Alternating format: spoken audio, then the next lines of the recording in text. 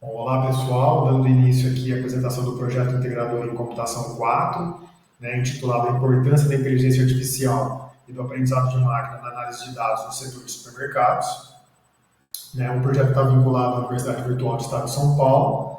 Nós somos do polo de Ribeirão Preto, Guaíra, Monte Alto, Morro Agudo, né, somos o grupo 7, composto pelo Carlos, o Evandro, o Cláudio, né, que eu estou aqui apresentando, o Luiz Edgar, o Luiz Henrique, o Roberto e o Thiago. E a nossa orientadora é a Laís Dantas Matos. Né? O tema norteador desse projeto é desenvolver análise de dados em escala, utilizando algum conjunto de dados existentes ou capturados por IoT, e aprendizagem de máquina, e preparar uma interface para a visualização dos dados. Bom, então, em cima do tema, o grupo passou a pensar então algumas possibilidades, né?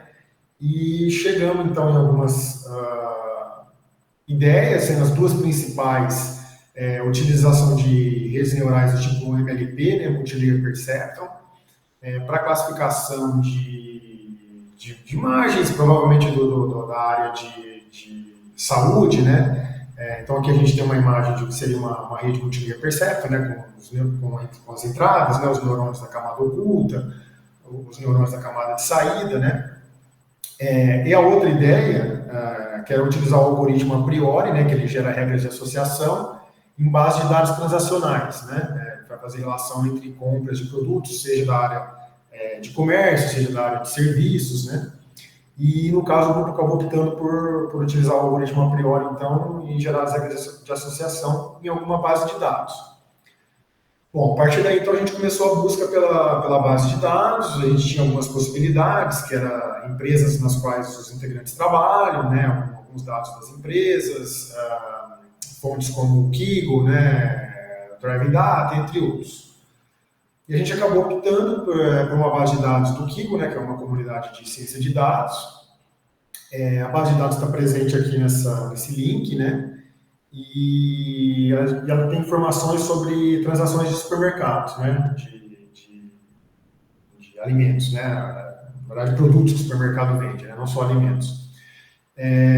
Importante ressaltar aqui que para todas as análises feitas na base de dados foi usada a ferramenta Google Colab e a linguagem Python.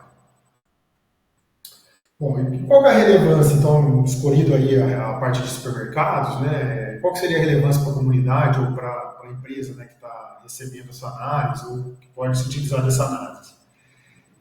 De acordo com a Associação Brasileira de Supermercados, né, o setor de supermercados é um dos mais relevantes para a economia global e desempenha um papel crucial na sociedade, tanto na venda de alimentos quanto na criação de empregos. Em 2023, o faturamento do setor alcançou 695,7 bilhões, que representa 7% do PIB do Brasil, com uma rede de mais de 94 mil estabelecimentos. Então, ou seja, num mercado tão importante, num setor tão importante, com tantos estabelecimentos, tanta concorrência, qualquer tipo de análise que te traga mais informações sobre os seus clientes, né, sobre suas vendas, é de fundamental importância para a sua sobrevivência no mercado, né, e para o seu destaque futuro, né, e ampliação da empresa, né. Bom, então explorando um pouco a base de dados, a gente percebe que ela tem 9.835 linhas e 32 colunas e 169 produtos distintos, né. Aqui é um geral das 5 primeiras colunas, né, então na primeira coluna a gente vê que tem 9.835 contagem total, né? Dentre esses 158 são únicos, né? São diferentes entre si. O mais encontrado é a salsicha aqui, 825 vezes, né?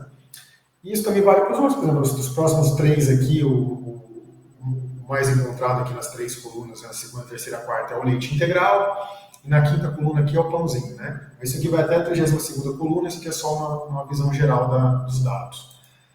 Dando uma olhada para os itens mais vendidos, né, a gente tem um gráfico aqui, não está tão fácil de enxergar, mas eu deixei aqui do lado. O produto mais vendido é leite integral, depois os vegetais, né, pães, refrigerantes e iogurte, né, nessa ordem, né, respectivamente, os mais vendidos. Para os menos vendidos, a gente tem comida de bebê, né, o menos vendido, depois meios de armazenamento de som, CDs, pendrive, essas coisas. Produtos de preservação, bolsas, utensílios de cozinha, ou seja, dá para perceber que o negócio do supermercado é vender alimento mesmo, né? Os mais vendidos são todos alimentos e os menos vendidos, o único que se enquadra como alimento aqui é comida de bebê, mas ainda assim é um alimento diferente do tradicional, né? Não é o que todo mundo costuma comprar. Então o supermercado tem que focar mesmo em vender alimentos, essas coisas são mais secundárias, né? Bom, aí falando um pouco então sobre o algoritmo a priori, né, que nós também utilizamos na base de dados para gerar as regras de confiança, as regras de associação, ele tem dois fatores relevantes, né, que são dois parâmetros, o suporte e a confiança. Então o suporte, ele implica na frequência que uma determinada regra se encontra no conjunto de dados.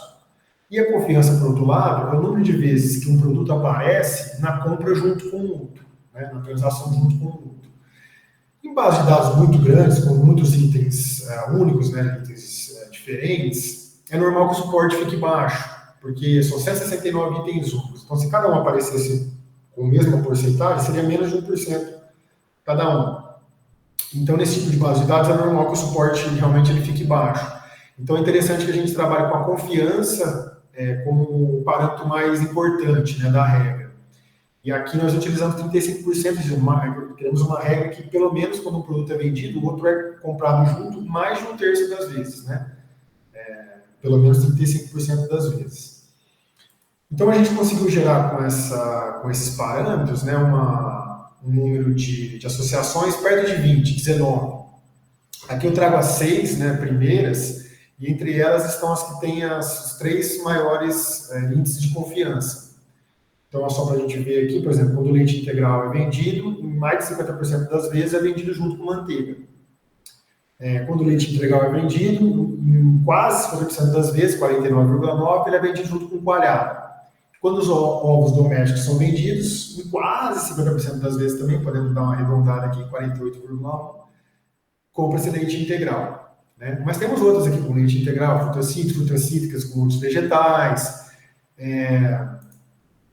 Então, todas as regras aqui, eu trago 6, mas todas as regras aqui, né, dá para a gente ver que nessa segunda linha aqui, foram geradas, são relevantes para vendas casadas, estratégias de marketing. Por quê? Porque já colocamos uma confiança de 35%. Então, aquelas 3 ali são as maiores, são um destaque. Né? Mas a gente também pode olhar pelo fato de que o leite integral, vegetais e pães são os itens mais vendidos. E, portanto, não podem faltar em estoque e também devem aparecer em folhetos promocionais para atrair os clientes. Outra coisa a se ressaltar também é que o leite integral está presente em quase todas as regras de associação, além de ser o item mais vendido. Então, o que o torna um excelente chamariz, né, para a venda de outros produtos, podendo ele estar espalhado, né, pelo mercado, em gôndolas, de outras formas, para alavancar as vendas. Né? Bom, dessa forma, né, com essas características, a gente contempla os objetivos, né, do projeto, fazendo uma análise geral da base de dados, gerando as regras de associação, né, através do algoritmo a priori, e direcionando aí, então, os resultados para ações de marketing e vendas casadas. Né? Fica aqui, então, os nossos agradecimentos, né, para encerrar. A gente agradece à Universidade Virtual do Estado de São Paulo pela oportunidade de realizar o trabalho, o projeto, né? A Laís Dantas Matos pela orientação e a comunidade Kilo, né, por disponibilizar o dataset aí que foi utilizado no trabalho. Né? Então, muito obrigado a todos e encerramos por aqui.